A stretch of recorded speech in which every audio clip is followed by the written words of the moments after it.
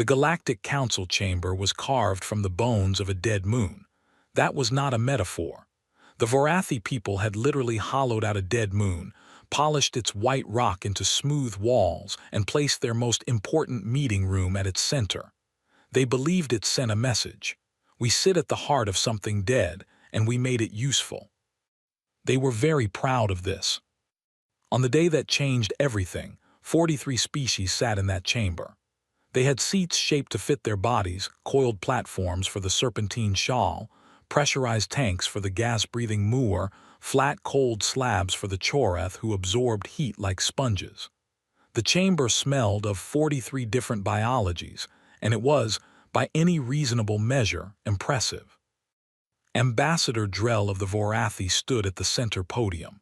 He was tall, blue-skinned, with 4 arms, and a face that had never in his life shown anything close to fear.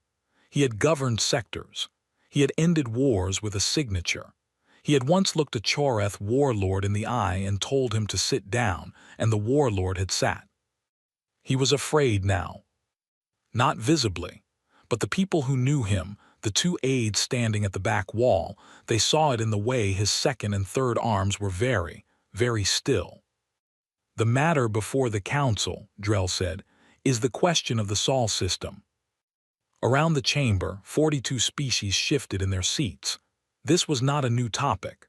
The Sol system, a small, unremarkable star on the outer arm of the galaxy, had been a topic for 11 years now, since the first scout ships came back with footage, since the footage had been reviewed, flagged, reviewed again, and quietly put in front of people who did not sleep well after watching it. The species in that system called themselves humans. They were young, embarrassingly young by galactic standards, barely 10,000 years of civilization, which in the galaxy's long memory was roughly equivalent to an infant who had just learned to stand up. Their technology was generations behind the major powers. Their ships were slow and loud and crude. They had only recently discovered faster-than-light travel, and the way they discovered it, by strapping a prototype engine to a vessel held together with something they called duct tape, and firing it with one person inside who had apparently volunteered for the privilege, said something about them that most species found difficult to process. They were, by every measurable standard, not a threat. This was the argument of 41 of the 43 species in the chamber. The 42nd species, the Shal, had no strong opinion and were mostly there because they had been invited. The 43rd species was the one that had asked for this meeting. The Veth. Ambassador Vane of the Veth did not have a body in the way most species understood the word. She was a cluster of organized light and memory that traveled in a glass sphere the size of a large melon. The sphere sat on a special platform at the council table. Inside it, colors moved and shifted like something was thinking very hard. She had lived for 600 years. Her species had been a galactic power for 4,000. They had fought wars that lasted centuries. They had seen empires rise and collapse and rise again. They were, by general consensus, the oldest and most experienced military intelligence in the known galaxy. She had been trying to get this meeting for 3 years. "We have reviewed the Sol system intelligence," Drell said carefully. "Ambassador Vane has requested time to address the council directly on the subject of humanity. The floor is hers." The sphere pulsed. A translation voice came from a speaker beside it, smooth, genderless, perfectly clear. "I will be brief," Vane said. "Do not attack humanity." Silence. Then, from the Moor tank, a low bubbling sound that translated as a laugh. The Choreth representative made a grinding noise with their outer shell, also a laugh. Around the table, in various biological expressions, 42 species found this funny. "Humanity," said High Commander Vreth of the Choreth, "does not have a single warship that could threaten one of our patrol frigates. Their fastest vessel travels at 0.3 light speed. Their weapons cannot breach standard military shielding. They have been to 3 star systems. 3. We have standing fleets in 400. You are asking us to fear a species that still uses chemical rockets for ground-to-orbit transport. I am not asking you to fear them, Vane said. I am asking you to leave them alone. On what basis? The sphere shifted colors, something that looked almost like patience. We have been watching humanity for 60 years, Vane said. Not because they are powerful, because of what they are. We have watched how they respond to pressure. We have watched what happens when they are cornered. We have reviewed their history, all of it, from their earliest written records to the present day. I have spent 60 years trying to find a species in this galaxy that has survived what humanity has survived and come out the other side still standing. I have not found one. Vreth made the grinding noise again. Sentiment. Vane said. Humanity has been visited by 3 extinction-level events in their recorded history. A plague that killed 1/3 of their population in 4 years. An ice age that collapsed their first civilization entirely. A volcanic event that reduced their entire species to an estimated 10,000 individuals. 10,000. We have scout ships with larger crew manifests. By every model we have for species survival probability, humanity should not exist. They do. They rebuilt. Each time, they rebuilt faster than the time before. The chamber was a little quieter now. Their history is not a history of peace, Vane continued. It is a history of war. They have been at war with each other continuously for as long as they have had records. They have fought over land, water, religion, ideology, and once, memorably, over a bucket. They have developed and deployed weapons against their own kind that they themselves classified as too dangerous to use again. Their nuclear arsenal at its peak could have ended their biosphere 14 times over. They kept building. They did not stop. They have not used those weapons, said the Shah representative mildly. No, Vane said, they have not, and that is the most frightening thing about them. They built the capacity for complete self-annihilation and then chose not to use it. That requires a kind of restraint that is not weakness. It is control. A species that knows exactly how much force it could apply and chooses to apply less, that species knows what it is doing. Drell, who had been quiet, spoke carefully. You are suggesting that if we attack them. I am suggesting that you will not win, Vane said. Not in the long term. You may win early battles. They will lose ships. They will lose people. They will be pushed back. And then they will adapt. Every piece of data we have on human conflict shows the same pattern. Early losses, adaptation, and then something that our models do not have a clean word for. The closest translation in your language is they decide. They decide what? Vreth asked. To win, Vane said. Simply that. They decide that losing is not acceptable, and after that decision they become something different, something that does not stop. We have no data on what happens when a species like this is pointed outward at an external enemy with their full industrial capacity behind them. We do not want that data. The cost of collecting it would be too high. The chamber sat with that for a moment. Then Vreth said, they have 40 ships. Today, Vane said, yes. Our 7th fleet alone has 6,000. Today, Vane said again, yes. You are asking this council to shape its military strategy around a hypothetical future in which a primitive species with 40 ships somehow becomes our equal. I am asking this council, Vane said very quietly, to not create that future. There was a long pause. Then the vote was called. It was not close. 41 species voted to proceed with the annexation of the Sol system's outer planets, rich in resources, conveniently located, and occupied by a species that could not stop them. The Veth abstained. The Shal, who had no strong feelings either way, voted with the majority because they had a trade agreement with the Chorath and did not want trouble. Ambassador Vane's sphere dimmed slightly as the votes were read. Drell, passing her platform on his way to the exit, paused. His second arm, the one he used for things he meant, made a small gesture of apology. The sphere pulsed once. It might have been acknowledgement, it might have been something else. Outside the chamber, Her aide, a young vet who had been with her for only 30 years and still thought most problems could be solved, asked if they should appeal the vote. No, Vane said. Should we try again, request another session? No. Then what do we do? The sphere moved through the corridor slowly. We document, Vane said, very carefully everything that happens next. The aide did not understand why that felt like the most ominous thing he had ever heard. He would later. 6 months after the vote, the Choreth 7th Fleet crossed into the Sol system. They came in at the edge, Neptune first, because Neptune had helium-3 in its atmosphere, and the Choreth needed helium-3, and there was nobody on Neptune to make things difficult. The plan was clean. Extract resources from the outer planets. Establish a perimeter. Let humanity know that the inner system remained theirs for now as a gesture of what the Choreth called civilized restraint. They expected no resistance at Neptune.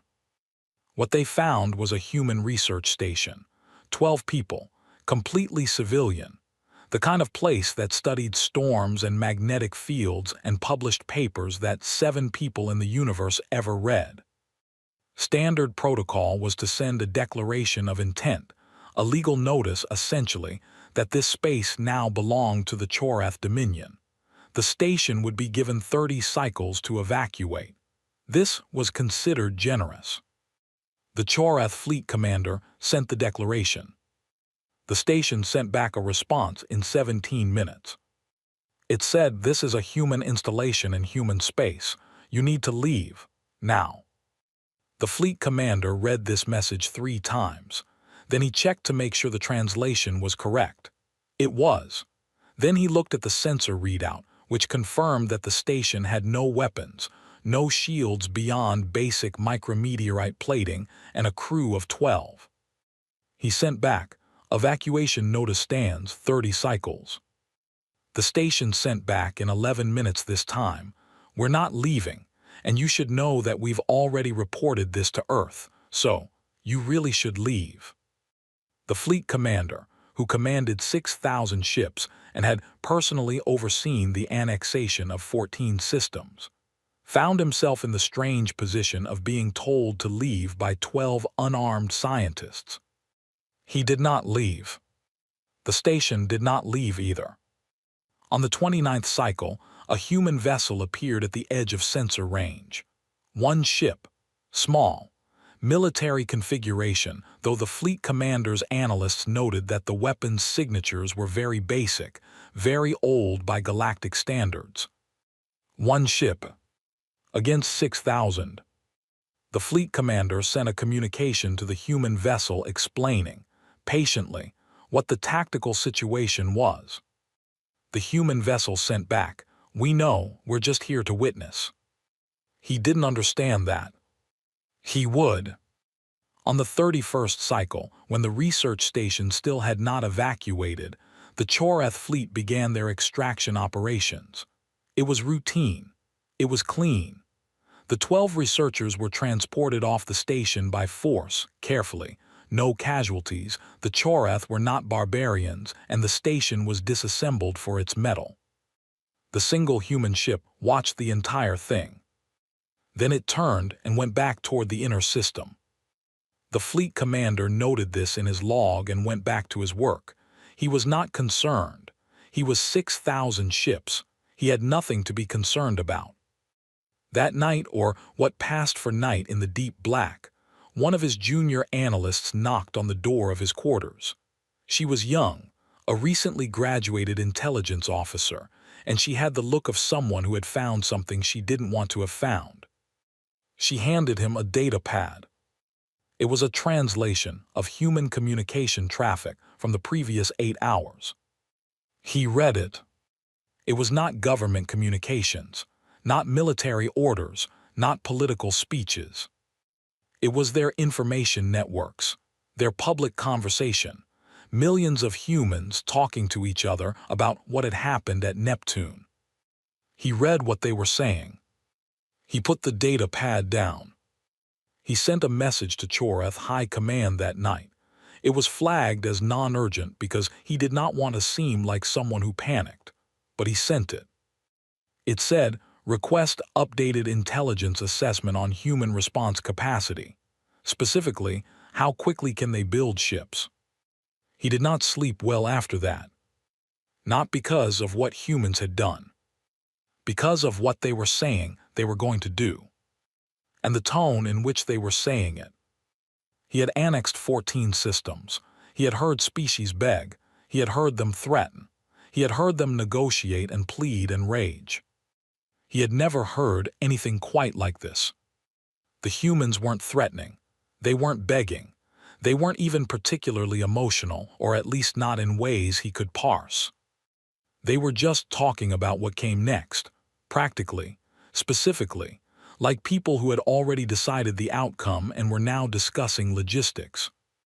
One post, shared by several million humans in the span of an hour, which his analyst had highlighted, said simply, "They took Neptune, fine, start the clock."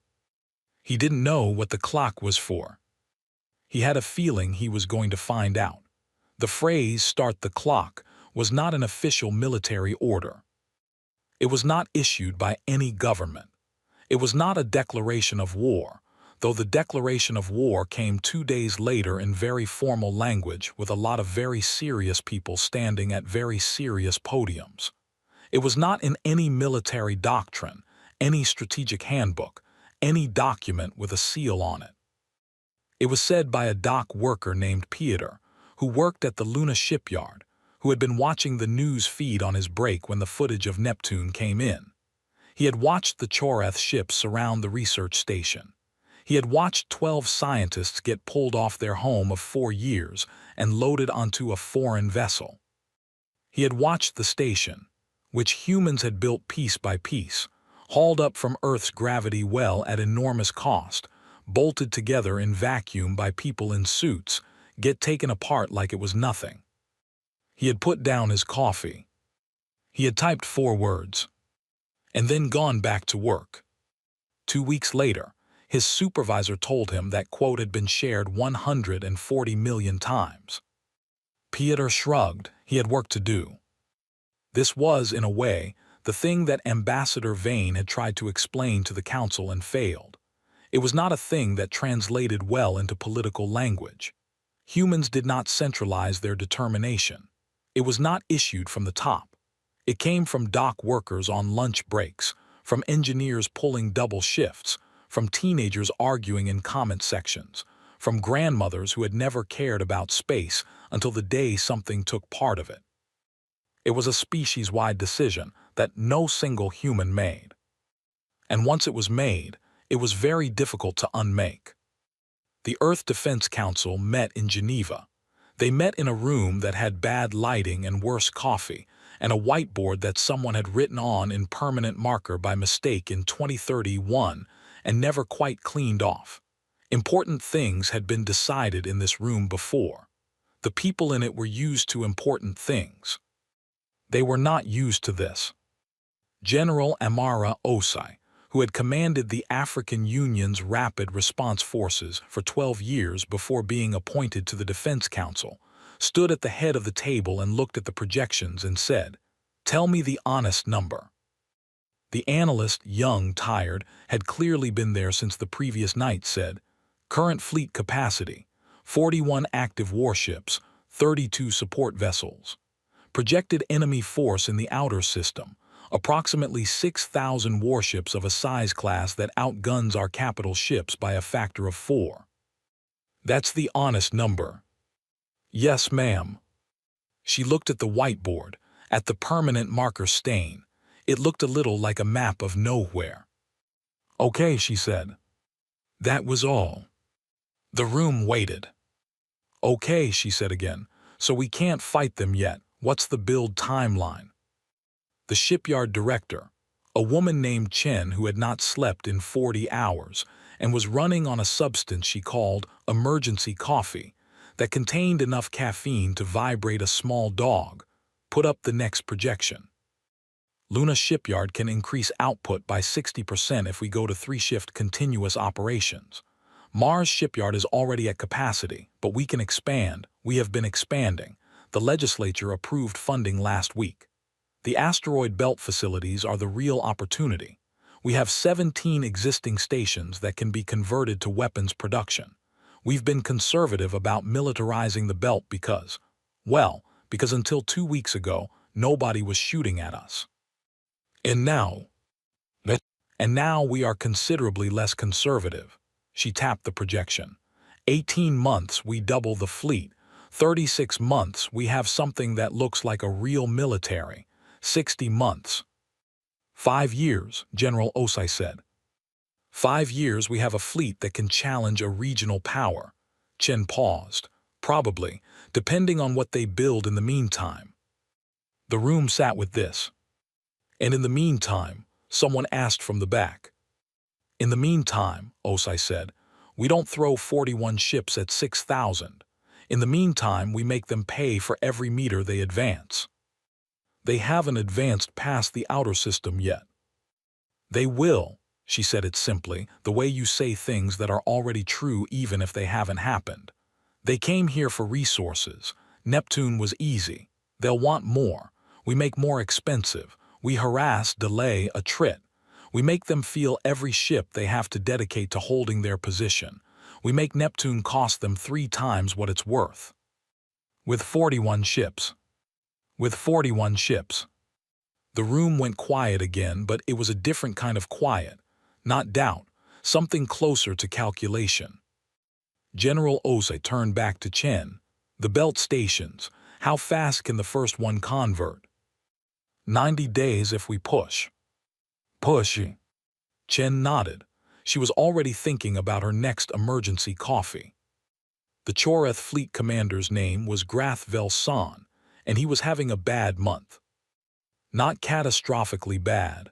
The Neptune operation was complete, extraction was proceeding. The helium-3 numbers were good. High command was pleased. On paper, everything was fine. In practice, he had started sleeping with the fleet-wide alert system on a dedicated screen on his bedside table, which was not a thing he had ever done in 14 years of command. The human harassment campaign had started 8 days after the Neptune incident. It was not dramatic. That was the thing. He had been expecting drama, a speech, a formal declaration, a bold suicidal charge by their tiny fleet.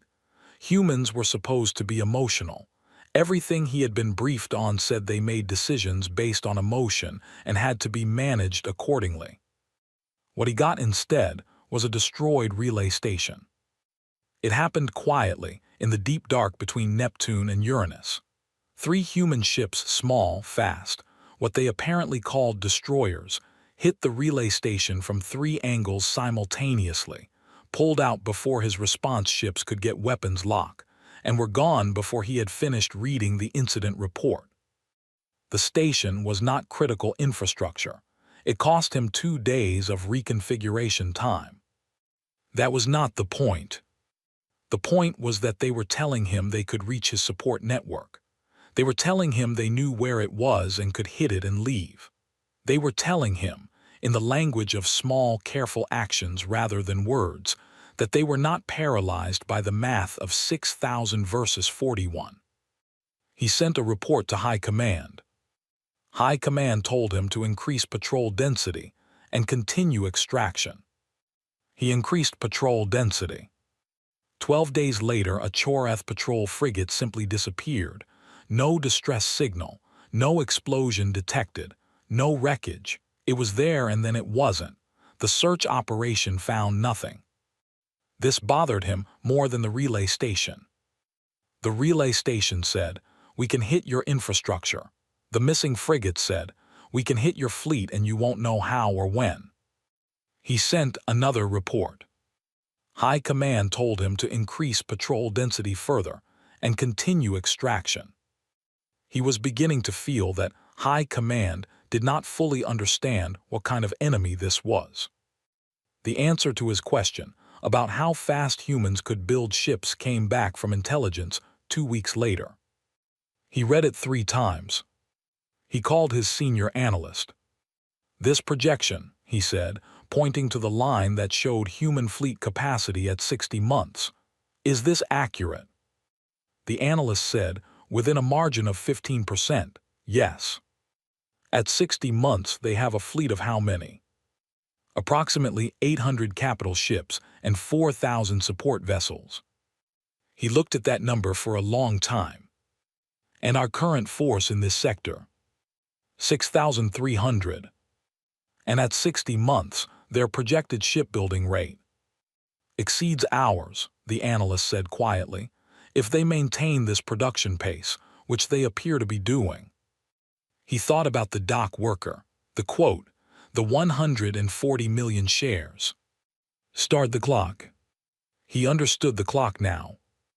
They weren't counting down to something they feared. They were counting up to something they were building. He sent a third report to High Command. This one he flagged as urgent.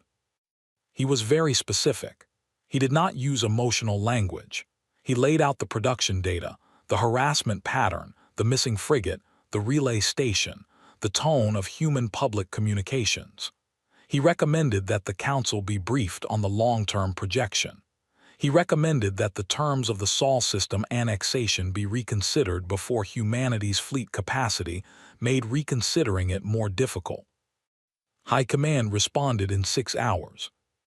The response told him that his concerns had been noted, that he was perhaps too focused on a minor border annexation and losing strategic perspective, that the Sol system was a primitive backwater with a precontact species whose current military capabilities were negligible, that he should continue extraction and not let the harassment campaign of a desperate minor species distort his assessment. He read this response. He saved a copy. He had a feeling he was going to want it later. On Earth, in a converted factory on the outskirts of Sao Paulo, 18 engineers were working on a problem. The problem was this. Choreth ships used a shielding system that human weapons couldn't currently penetrate. The shields operated on a frequency that absorbed energy blasts before they could do structural damage. This was why the 41 human warships had not simply charged the 6,000 Choreth ships. This was why the strategy was harassment and delay rather than open battle. This was the wall. The 18 engineers had been awake for 60 hours. The room smelled of cold food and whiteboard markers, and something one of them called the specific scent of a problem that's almost solved. At 3 in the morning, a woman named Dr. Fatima Haydari walked to the whiteboard and drew a curve. "We're thinking about this wrong," she said. The room looked at her. "We keep trying to punch through the shield on its own frequency. That's what it's designed to resist. We're fighting it on its terms." She tapped the curve. "What if we don't punch through? What if we make the shield fight itself?" "The shield fights itself how?" She started writing equations. Her handwriting was terrible and fast and certain. "The shield absorbs energy. That's its mechanism. It takes in what we throw at it and distributes the load across the field matrix. But there's a limit to how much it can absorb before the distribution system lags." She wrote a number. "This is the saturation point. Above this threshold, the distribution system can't process fast enough, and the field starts to stack energy rather than distribute it. And a stacked field amplifies rather than absorbs the next hit," she said. "You saturate it, and then you hit it again immediately, and it doubles the energy back through its own matrix." The room was quiet. "You need very precise timing," someone said. "Yes. And very fast reload rates." "Yes, which our current weapon systems don't have." She put the marker down. "But if we redesign the firing cycle..." Someone else was already at a second whiteboard. They did not sleep that night. When the morning shift came in, the design was on the wall, rough, full of problems, but there. Haydari sent the concept to the Defense Council at 7 a.m. with a note that said, "This needs 6 months to develop into functional weapons. We need authorization to cannibalize parts from the current destroyer class." The authorization came back in 3 hours. She had expected 2 weeks of bureaucracy. She did not know that General Osa had given standing orders to fast-track anything that came from the 18 engineers in Sao Paulo. She found out later. She sent Osai a message that said simply, "Thank you." Osai sent back, "Don't thank me, just build the thing." She built the thing. 5 months into the Choreth extraction operation, Grath Velsan had lost 1 frigate, 2 supply convoys, 4 relay stations, and the feeling of certainty he had arrived with. He had not lost Neptune. The extraction continued. The numbers were good. High Command was still pleased. But the harassment had not stopped. It had gotten more sophisticated. The human ships hit faster and withdrew faster. They seemed to know his patrol routes, which meant they had intelligence assets somewhere in or near his fleet. They prioritized his supply lines with an efficiency that suggested someone had done serious analysis on which disruptions would cost the most for the least effort. They were learning. Every engagement taught them something, and they applied it in the next one, and they did not repeat mistakes. He had never fought an enemy that adapted this quickly. And then the missing frigate stopped being missing. The 6th one they found. Or rather, they found what was left of it. The wreckage pattern told his analysts something that made them file a report that made him sit very still for a long time. The ship had not been destroyed by conventional weapons. It had been destroyed by its own shields. His analyst stood in front of him and explained it very carefully, because analysts are trained to present bad news in a measured tone regardless of how unmeasured the news is. "The shield was saturated at a rate we have not seen before," she said. "The timing of the second strike was precise to within microseconds. The shield attempted to absorb the second impact, encountered the stacked field from the first, and the resulting energy release was amplified back through the matrix," he said. She looked at him. "I know what a stacked field is," he said. "I did not know humanity had developed a weapon to create one. As of 6 months ago, they hadn't. The wreckage analysis indicates this is a new modification, recent." He thought about the 18 engineers he didn't know about. In the Sao Paulo factory, he hadn't been watching. He thought about the intelligence report that said humanity's industrial capacity was doubling, and the production pace was accelerating, and the shipbuilding numbers were climbing and climbing. He thought about the clock. He sent a 4th report to High Command. It was longer than the others. It included the wreckage analysis. It included the shield saturation data. It included the updated production projections.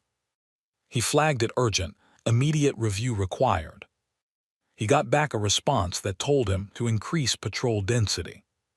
He put the response down on his desk and looked at it for a long time.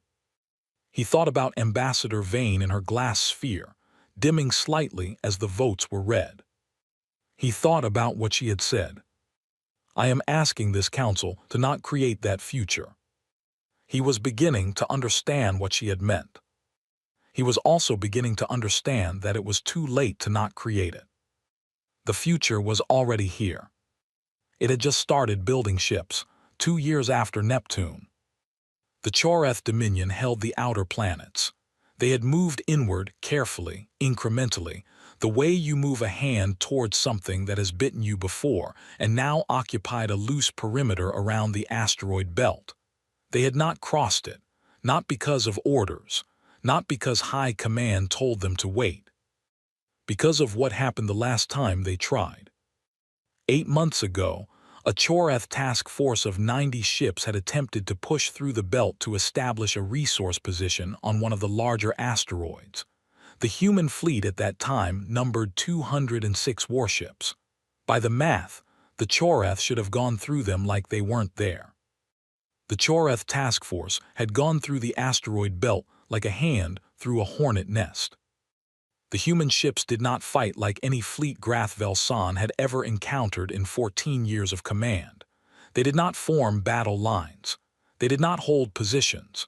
They moved through the asteroids like they had grown up in them, which, in a sense, the crews had, because humanity had been mining and living in the belt for 30 years before anyone pointed a weapon at them. The belt was home. The belt was known. The Choreth ships were enormous and powerful and completely blind to the small, fast shapes that used the asteroids for cover, hitting shields from angles. The fleet's targeting systems had not been programmed to anticipate. The task force withdrew. 40 ships lost. Not 40 ships damaged, lost. 40 ships that went into the belt and didn't come out. The task force commander filed his report. High Command reviewed it. High Command did not order another push through the belt.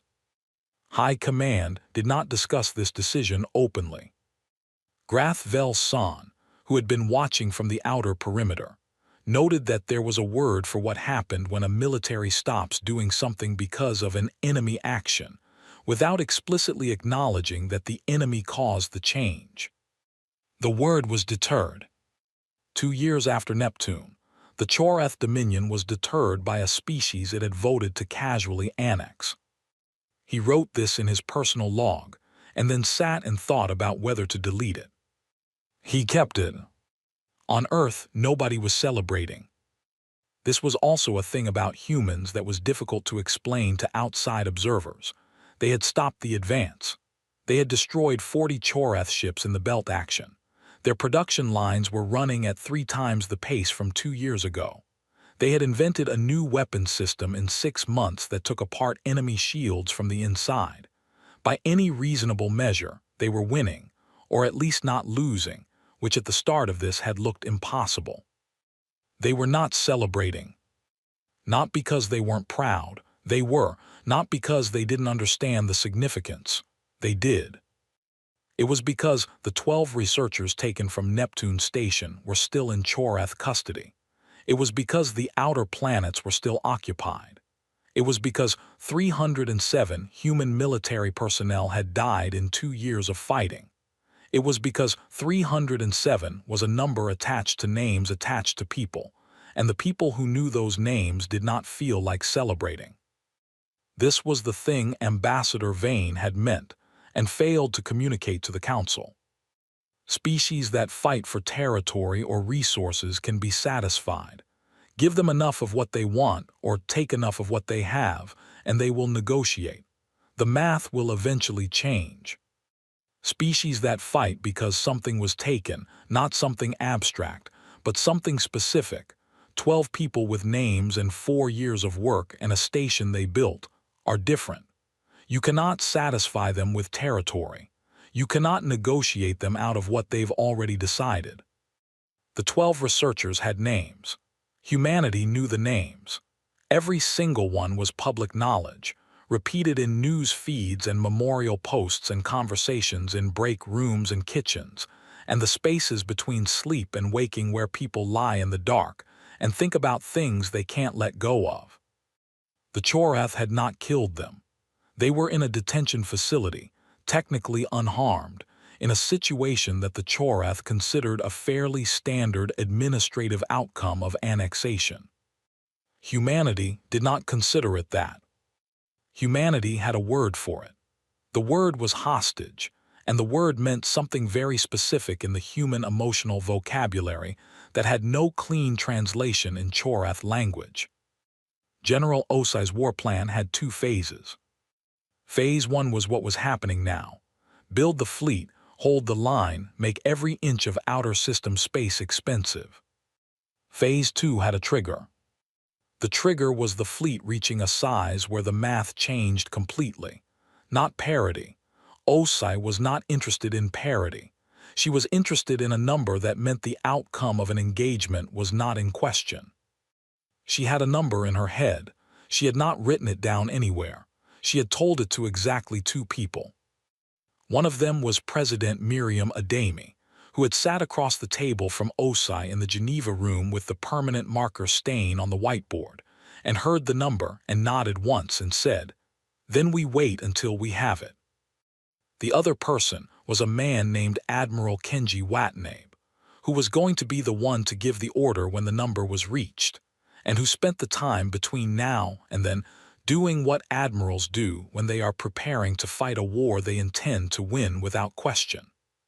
He planned. He planned obsessively.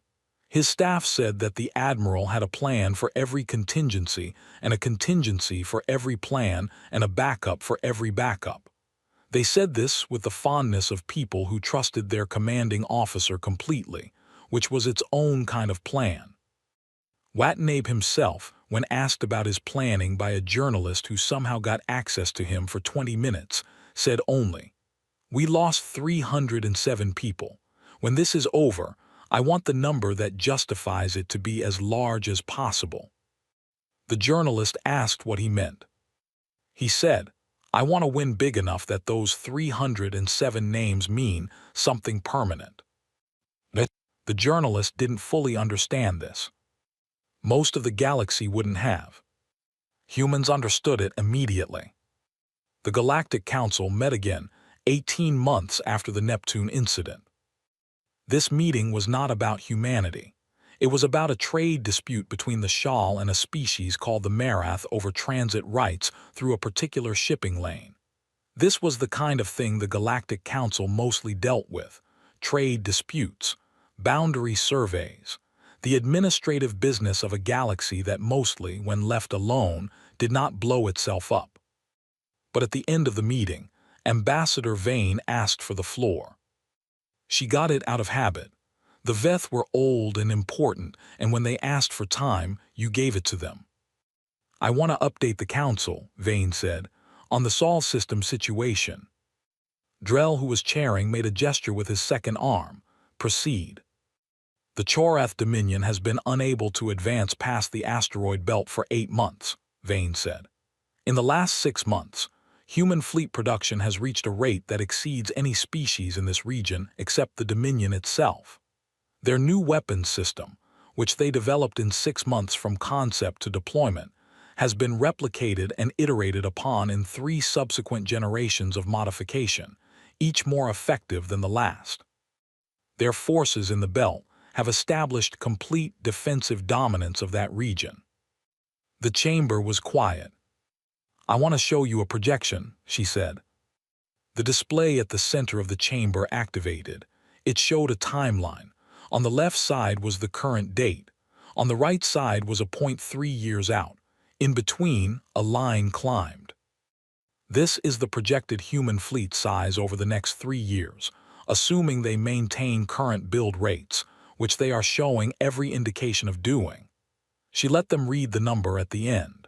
"At this point, their fleet size exceeds the Chorath 7th Fleet in both numbers and, because of the shield penetration technology, in effective combat power." "That's a projection," Vreth said. He was still on the council. He looked less comfortable than he had at the first meeting. "Yes," Vane said. "Everything in the future is a projection. I projected this 2 years ago and presented it to this council and was voted down 41 to 1. The projection has been accurate." "What do you want?" "I want the council to approach the Chorath Dominion about a negotiated withdrawal from the Sol system," Vane said, "before the humans reach the number at the end of that line. And if the Dominion refuses." The sphere was quiet for a moment. "Then I want the council to understand what comes after that line," Vane said, "because I have seen humans when they are at the number at the end of that line. I have seen the simulations. I have read the history. I have watched them for 60 years. I know what they do when they decide the conditions are right." "What do they do?" "They stop waiting," Vane said. The chamber heard this differently than it would have 2 years ago. The Chorath High Command finally, belatedly, commissioned a full strategic review of the Sol system situation. This was 17 months later than it should have been, which was something the review itself noted in the kind of careful bureaucratic language that means we made a serious error, but we are not going to say it that directly. The review took 4 months. It was comprehensive. It included the production data, the belt engagement analysis, the shield penetration weapons assessment, the harassment campaign evaluation, and projections from 11 different strategic modeling teams. The review was presented to the High Commander of the Chorath Dominion, a being named Vrail who had held that position for 20 years and was used to problems being solved in a briefing room on the Dominion's capital station. He read the executive summary. He read the projections. He asked his chief of staff, how long until they reach the number? 14 months, possibly 12 if they accelerate production in the next quarter. And our assessment of the engagement outcome at that point. The chief of staff had the expression of someone delivering news that is technically accurate but deeply unwanted. At the number, their combined fleet with their current weapons technology against the 7th Fleet at current strength. Honest assessment. We lose. Vrail sat with this. We lose the engagement, or we lose the engagement, we lose the fleet, and without the 7th Fleet we cannot hold the outer system perimeter. The outer system falls. After that, the math continues to move against us because we cannot replace ships at the rate they are building them. Vrail said nothing for a long time. What about reinforcing from other sectors? We've modeled it. Pulling forces from other sectors weakens our position across 8 other systems and potentially invites opportunistic action from the Moore Collective, who have been watching this situation with interest. And even reinforced, the long-term production differential means we eventually lose anyway. Yes. Vrail thought about the vote, the chamber 41-1. He thought about Ambassador Vane's sphere going dim. Options, he said. His chief of staff laid them out. There were 3. 1. Reinforce aggressively now, before humanity reached the number, and attempt to end the conflict quickly with overwhelming force. Risk. Forcing a rapid escalation against an enemy that had shown it adapts under pressure. 2. Open negotiations for withdrawal. Return the outer planets. Return the 12 researchers, accept terms. 3. Continue current posture and hope the projections were wrong. Vrail looked at each option for a long time. What's the probability that the projections are wrong? He asked. They have been accurate to within 8% for 2 years. He thought about Grath Vel San's 4 reports, flagged urgent, answered with instructions to increase patrol density. He thought about the task force that went into the belt and lost 40 ships. He thought about the human dock worker and the 140 million shares. He thought about the word deterred. Send a communication to the Veth ambassador, he said. His chief of staff straightened slightly. On what subject? Tell her I'd like to discuss a negotiated settlement to the Sol system situation. He paused. Tell her it's confidential. I don't want the council involved until terms are agreed. And if the humans won't negotiate? Vrail had a feeling about this. It was not a good feeling. They'll negotiate, he said, but they won't accept the same terms they would have 2 years ago. What terms will they accept? He thought about 307 names. He thought about 12 researchers in a detention facility. He thought about the tone of human communication that Grath Vel San had reported back in the first month, practical, specific, like people who had already decided the outcome and were discussing logistics.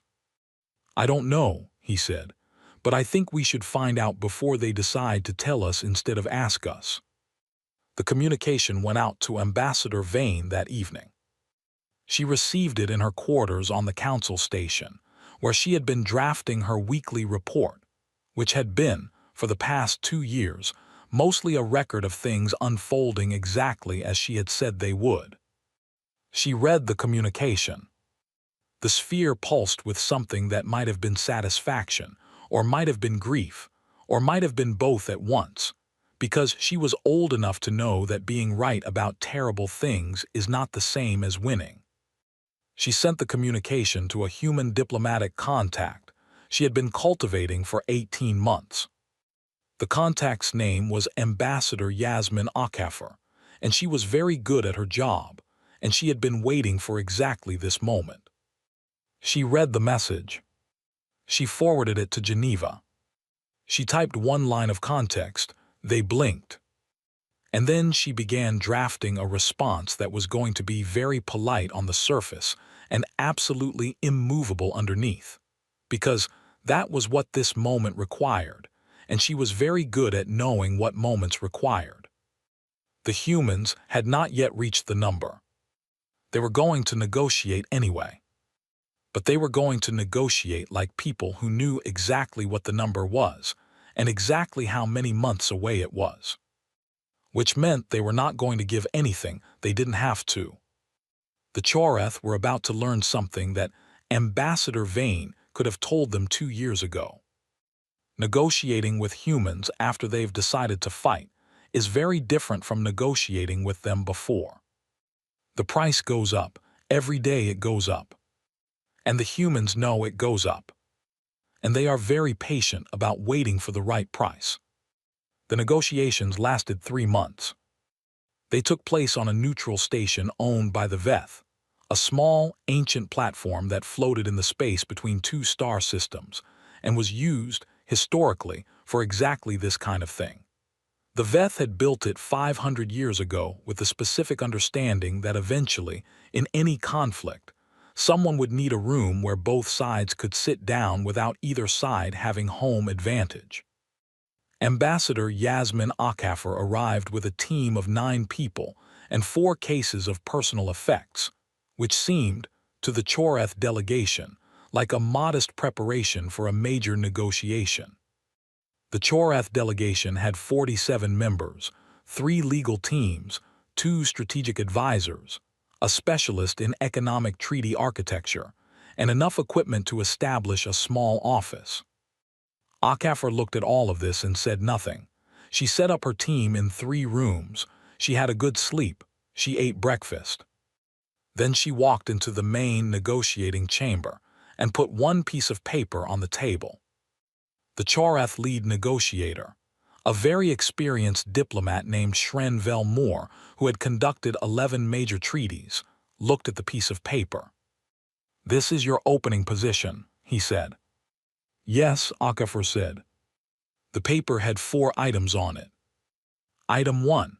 Complete Choreth withdrawal from all Sol system bodies, including Neptune, within 60 days. Item 2.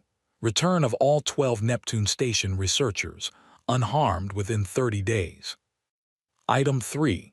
Reparations payment to the human government in an amount specified in an attached document. Item 4. Formal Choreth acknowledgement in a public document filed with the Galactic Council that the annexation of the Sol system outer planets was conducted in violation of galactic territorial norms. Shrenvel Moore read the 4 items. He read them again. "The 4th item," he said, very carefully, "a public acknowledgement of wrongdoing filed with the Council." "Yes," Akafar said. "That is not something the Dominion can." "I understand that it's difficult," Akafar said. "We're not starting with it because it's easy. We're starting with it because it's what we need." Ambassador, in the history of the Galactic Council, no major power has ever filed a formal acknowledgement of wrongdoing in a military action against a species of. He stopped himself. "A species of what?" Akafar asked pleasantly. Shrenvel Moore had been a diplomat for 30 years. He recovered. "A species at our level of conflict. We're not asking you to file it because it's common. We're asking you to file it because it's accurate." He spent the first week trying to remove Item 4. He did not remove Item 4. By the end of the first week, both sides understood something about how this negotiation was going to go. Akafar was unfailingly polite, genuinely engaged with the procedural details, completely fair about logistics and timelines and the technical structure of the treaty. She gave ground on scheduling. She gave ground on the specific language of the reparations calculation. She gave ground on the order of operations for the withdrawal. She did not give ground on what the treaty meant. Item 4 stayed. The reparations number came down by 8% through legitimate accounting disagreements, and came back up by 6% when her team produced 3 documents Schrenvel Moore had not known existed. The 60-day withdrawal timeline was negotiated to 62 days with a specific exception for equipment already in transit. The 12 researchers were the one item where HFY did not negotiate at all. On the second day, Schrenvel Moore had suggested, as a procedural matter, that the return of the Neptune station personnel might be linked to progress on the reparations calculation, a standard piece of diplomatic leverage, not a threat, just an acknowledgement that complex negotiations involve complex linkages. HFY had listened to this very carefully. She had nodded. She had been quiet for a moment. Then she said, "If the 12 researchers are not returned within 30 days of signing, regardless of the status of anything else in this treaty, we reserve the right to void all terms and resume military operations at a time and scale of our choosing." Schrenvel Moore had heard negotiators say things like that before. The key question was always, do they mean it? He looked at HFY. He looked at the 9 people behind her. They were all very calm. They were the calmness of people who have done their math and like their numbers. He withdrew the linkage suggestion and did not raise it again. The 12 researchers were not negotiating leverage. They were the reason. He had known this intellectually. He understood it more directly now. On the 47th day of negotiations, Schrenvel Moore did something unusual. He asked HFY if he could speak to her privately, not as negotiators, just as 2 people in a room. She considered this for a moment, then she said yes. They sat in a small side room, no aides, no recording equipment. Schrenvel Moore was old enough to be what his species considered wise, which meant he had made enough mistakes to know how they worked. "I want to understand something," he said. HFY waited. The 4th item, the public acknowledgement. Politically, it costs us enormously. It weakens our position with the Moore Collective. It gives every species with a grievance against the Dominion a piece of paper to wave. I understand why you want it. What I want to understand is, why is it worth more to you than a larger reparations number? Because I can offer you more, substantially more. I have authorization to increase the reparations figure by 40% if we remove item 4. HFY looked at him for a moment. "Because it won't happen again," she said. "The acknowledgement. The Neptune situation. It won't happen again if the acknowledgement is on record. Another species will think twice before doing what you did because there will be a document that says doing what you did is wrong. The reparations money matters. The acknowledgement matters more." She paused. "It matters for 100 years from now, when we're both long gone and whatever we built here is still standing." Schrenvel Moore thought about this. "You're building precedent," he said. "We're very young," HFY said. "We're 10,000 years old in a galaxy that's 4 billion years old. We know we're young. We know we're going to make mistakes and other species are going to try to take advantage of us and we're not always going to be ready." She was quiet for a moment. "What we can do is make sure the framework around us is as fair as possible, so that when we're not ready, there's still a rule that says what happened to us was wrong. That's worth more than 40%. Schrenvel Moore was quiet for a long time. "You're going to be very difficult to deal with," he said, "as a species." "I know," she said. "I'm sorry about that." She did not sound entirely sorry.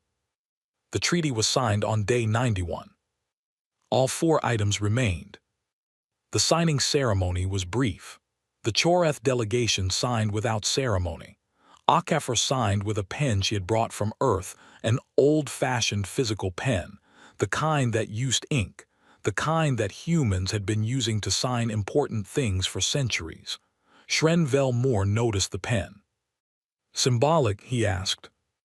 "Everything important should be signed with a real pen," HFY said. "I don't make the rules." She absolutely made that rule. It was hers. The 12 researchers were transported back to human space on day 28 of the post-signing period, 2 days ahead of the deadline. The first one off the transport, a geologist named Dr. James Obi, who had been on the Neptune station for 4 years, stepped onto the arrival platform in Geneva and looked around at the cameras and the people and the completely overwhelming fact of being home. And then he sat down on the floor because his legs decided they were done. A woman from the diplomatic corps crouched next to him. She offered him a bottle of water. He took it. He said, "Is the station gone?" She said yes. He nodded. He drank the water. He didn't say anything else for a while. The footage of him sitting on the floor was shared 2 billion times. It was not dramatic footage. He was just a man sitting on a floor drinking water. He didn't make a speech. He didn't cry, or at least not where the cameras could see. He just sat there, existing, which is what people do when they have been very far away from themselves and then come back. The comments under the footage were the kind that humans write when they feel something that doesn't fit in words, so they try anyway. Pieter, the dock worker, who had not known his 4 words, would still be circling the internet 3 years later, watched the footage on his break. He put down his coffee. He didn't type anything. He went back to work. The clock was over. Except it wasn't, because the Choreth had signed a treaty, and the Choreth had withdrawn from the outer planets, and the 12 researchers were home, and humanity had won. On paper, this was the end. But the shipyards were still running. Not at the wartime pace. Not anymore. The 3-shift continuous operations had scaled back to 2, but they were running. The asteroid belt facilities had not been decommissioned. The engineers in Sao Paulo had not been reassigned. Admiral Watanabe had not retired, though he had taken 2 weeks off to visit his parents, which his staff agreed was long overdue. General Oss had put it in the simplest possible terms in a memo that was technically classified, but had a way of being discussed in the kind of conversations that happen in hallways and kitchens. The memo said, "We won this because we were ready. We were ready because we built the capacity. We do not dismantle the capacity because one species signed a treaty." The galaxy was very large. There were other species out there who had seen what happened to the Choreth and were drawing conclusions. Some of those conclusions were, do not attack humanity. Some of them were, if we're going to attack humanity, we need to be faster than the Choreth and hit before they can build up. Oss knew both conclusions were being drawn. This was not pessimism. This was what you knew when you had spent 12 years understanding how species behaved under pressure. You build enough that the first conclusion is more popular than the second. You keep building until the second one stops being considered at all. The Galactic Council received the signed treaty and filed it. The acknowledgement of wrongdoing, Item 4, was entered into the official record and became publicly accessible to any species with Council access, which was most of them. There were reactions. The Moor Collective expressed displeasure because they had trade agreements with the Choreth and a public weakness in the Dominion's record was inconvenient for them. They said so loudly. 4 smaller species, the Tenhari, the Greel, the Voss Confederation, and a species with a name that didn't translate cleanly but roughly meant, the ones who live in rings, contacted human diplomatic channels within 3 weeks of the treaty filing. Not to discuss conflict, not to establish military arrangements, to establish diplomatic relations. These were species who had grievances with the Choreth Dominion that predated humanity's existence as a spacefaring civilization by decades. These were species who had watched the treaty with the same attention that Ambassador Vane had watched the vote, and who had drawn their own conclusions. The conclusion was, here is a species that fights until the terms are right and does not accept bad terms because bad terms are easier. Here is a species worth knowing. Okafor handled all 4 contact requests personally. She stayed up late for 3 days to get the timing right. She wrote each response herself, which her staff said was unnecessary and she said was necessary, And she was right, because the specific weight of those letters, the care in them, was noticed by the species who received them. Alliances are not just agreements. They are the feeling that the other side takes you seriously.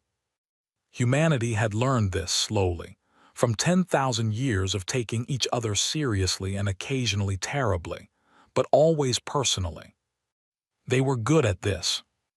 Ambassador Vane watched the treaty filing from her quarters. She had been on the council station for 3 years. She was tired in the way that old things get tired, not physically, but in the deeper place where certainty lies. She had been right. She had been right about what humanity would do and how long it would take them and what it would cost. She had been right about the Choreth miscalculating. She had been right about everything. She did not feel good about this. She felt the specific weight of being the one in the room who sees the car about to hit before anyone else does, and shouts, and is not heard, and watches the car hit, and then helps with the aftermath. She drafted a message to Okafor. She had met Okafor once briefly at a council function. Okafor had been the kind of attentive that suggested she was cataloging everything in the room and would remember it later. The message said, "Well done, I hope the precedent holds." Okafor replied within the hour. The reply said, "Thank you for the warning you gave 2 years ago. We know you gave it. It mattered even when it wasn't heard." Vane read this several times. The sphere shifted colors slowly, like something thinking about something it wasn't sure how to feel. It mattered even when it wasn't heard. She saved the message in a file she had been keeping for 600 years. A file that contained all the things people said to her that were worth keeping because they were true in a way that most things aren't. It was a long file. This went near the top. The Choreth Dominion did not collapse all at once. That was not how things like this happened. Empires did not fall the way trees fall, one clean moment, one loud sound, and then down. They fell the way glaciers moved, slowly. Then, at some point that was difficult to identify exactly, faster. Then all at once, and you looked back and realized the faster part had been going on much longer than anyone admitted. The Dominion's problems had started before Neptune. They had been there in the way that certain things are there before anyone looks, the stress fractures in a material that looks solid until the moment it doesn't. The Dominion was built on a simple principle: control resources, control power. They held mining rights in 63 systems. They maintained tributary relationships with 11 smaller species. They had agreements with the Moor Collective that made both sides stronger than either would be alone. It was a functional system. It had worked for 400 years. The problem with functional systems is they require all the parts to function. The Sol system campaign had cost the Dominion more than ships. That was recoverable. What was not recoverable was the document filed with the Galactic Council, the acknowledgement. 12 species read that document with specific interest. Not because they cared about humanity, they had barely registered humanity's existence until now. They cared about the document because it established something. It said, the Dominion made a mistake and was compelled to acknowledge it. It said, the Dominion, when faced with an opponent willing and able to press the matter, will eventually yield. This was new information. And new information changes the math of relationships. The Tenhari had paid tribute to the Dominion for 60 years. The specific tribute arrangement had always been presented as a trade agreement, with the very careful language of mutually beneficial arrangements and shared strategic interests. But everyone who signed it knew what it was. The Tenhari paid. The Dominion did not raid Tenhari shipping lanes. This was a very old arrangement. 60 years of paying. After the treaty filing, the Tenhari Council met in emergency session. The session lasted 6 hours. After it, the Tenhari sent a message to the Choreth Dominion. It said that the existing trade arrangement had been reviewed by the Tenhari Council and was found to be inconsistent with the new standards of territorial norms as established in the official Galactic Council record. The Tenhari were therefore providing formal notice of termination of the arrangement, effective in 90 days, and wished the Dominion well in all future endeavors. It was, possibly, the most polite declaration of independence in the history of the galaxy. The Dominion sent back a message that was not polite. The Tenhari sent back a message that said, essentially, and we have also established diplomatic relations with humanity, and we thought you should know that. The Dominion considered its options. It considered them for 6 weeks. It did not act. Because the math had changed. Because 6 months earlier, when the Dominion held 6,000 ships in the Sol system with nothing credibly opposing them, action would have been simple. But now the Chorath 7th Fleet had returned from the Sol system diminished, and the acknowledgement document was on record, and 844 human warships were operational and present in a galaxy where they had not been present before, and the Tenhari had those diplomatic channels, and the Greel had them too, and the Moor Collective was watching everything very carefully and calculating whether the Dominion was still the strongest horse to be tied to. The Dominion did not act on the Tenhari Declaration. This was, possibly, the second most consequential decision the Dominion ever made. The most consequential was the vote in the Dead Moon Chamber, but this one was close. Because the thing about not acting is that it tells the galaxy something. It tells the galaxy that the math has changed. And when the galaxy knows the math has changed, everybody's math changes. The Greel terminated their arrangement 6 weeks after the Tenhari. The Voss Confederation terminated theirs 3 months after that.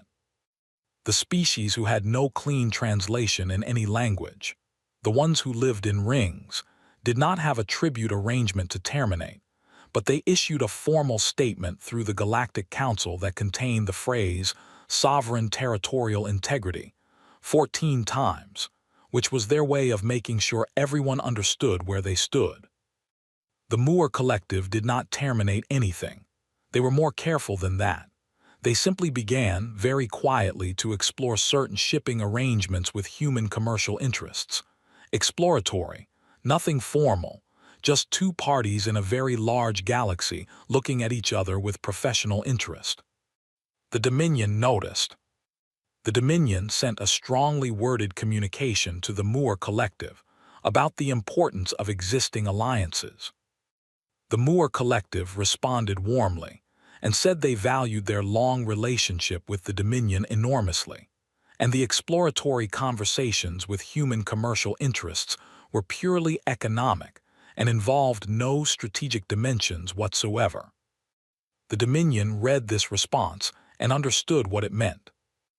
Vrail, High Commander of the Chorath Dominion, sat in his office on the capital station and looked at a map of what the Dominion controlled today versus what it had controlled 5 years ago.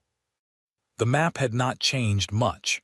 No territory lost, no direct military defeat since the Belt engagement. On paper, the Dominion was still a major power. On paper, the tributary income from the Tenhari was gone.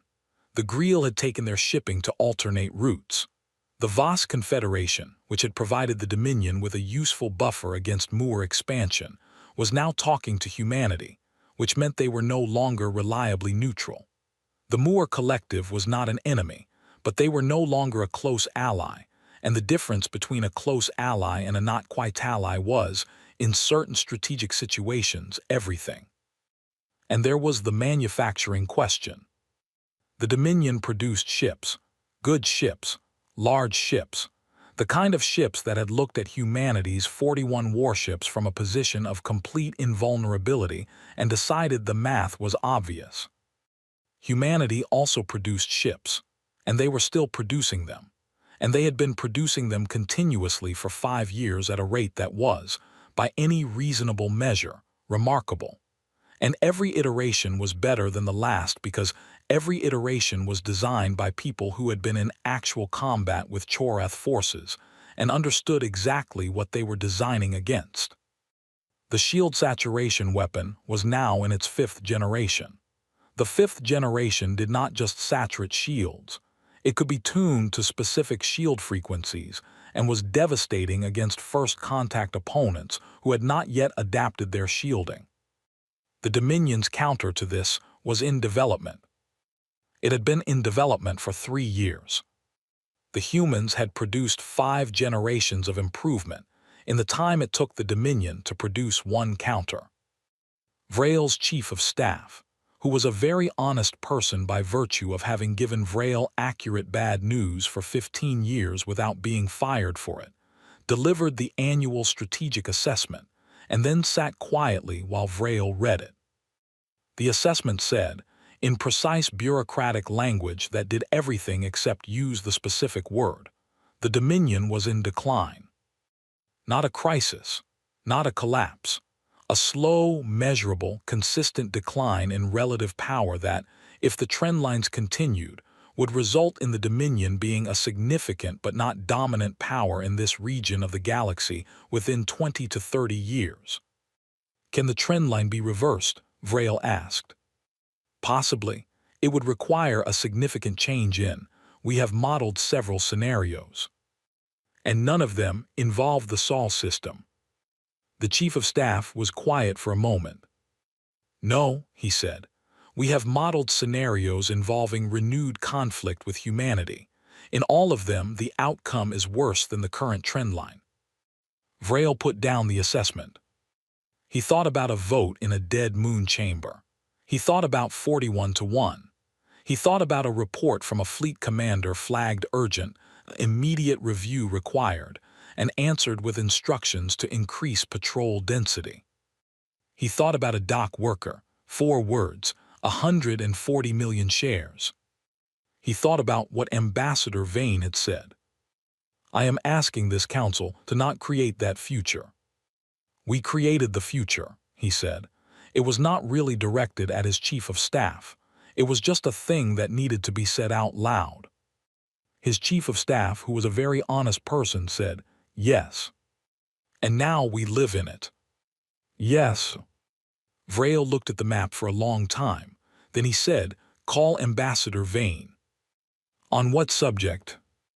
Tell her I would like to discuss. Tell her I would like her perspective on the current regional situation and on how the Dominion might position itself for productive relationships going forward. He paused, including with humanity. His chief of staff wrote this down. And tell her that I read the report she filed with the council, 2 years before Neptune, her original assessment. What should I say about it? Tell her she was right. Tell her I read it at the time and I didn't listen and she was right. He was quiet. She'll know what it means. The communication went out. Vane received it 2 hours later. She read it twice. The sphere held a color that was hard to name, not quite grief, not quite satisfaction, something older than both. She replied, I'll meet with him. She added one line. He said she was right. She appreciates that he said it. It doesn't undo anything, but it is something. She sent the reply and sat in the quiet of her quarters on the council station and thought about 4,000 years of history and what patterns things followed when you were old enough to have seen the patterns more than once. Empires built on force had a shape. They rose on the assumption that force was permanent. They met something that didn't fold. And they came, eventually, to the meeting she was about to have with the High Commander of the Chorath Dominion, where the question was no longer how to win, but how to remain relevant. The Dominion was not destroyed. The Dominion was not finished. But it was diminished, measurably, permanently. Its empire had not become ashes in the literal sense. No cities burned, no capitals fell. It had become ashes in the way that power becomes ashes when the fear it depends on stops working. When a species that should have been afraid looked at the numbers and decided the numbers were a starting point. When 12 researchers in a detention facility had names that a whole species refused to stop saying. When a dock worker typed 4 words and 140 million people agreed. Power that depends on the other side believing they can't win, becomes ashes the day the other side stops believing that. The Dominion had bet on humanity, believing they couldn't win. Humanity had never believed that. Not once. The day the treaty was signed, in the converted factory on the outskirts of Sao Paulo, Dr. Fatima Haydari had stood at her whiteboard and looked at the equations still covering it from the night she solved the shield problem. She did not erase them. She photographed them. She sent the photograph to her mother, who was a high school chemistry teacher and would understand roughly 40% of what was on the board and would be proud anyway. Her mother wrote back, "I have no idea what this means, but I'm putting it on the fridge."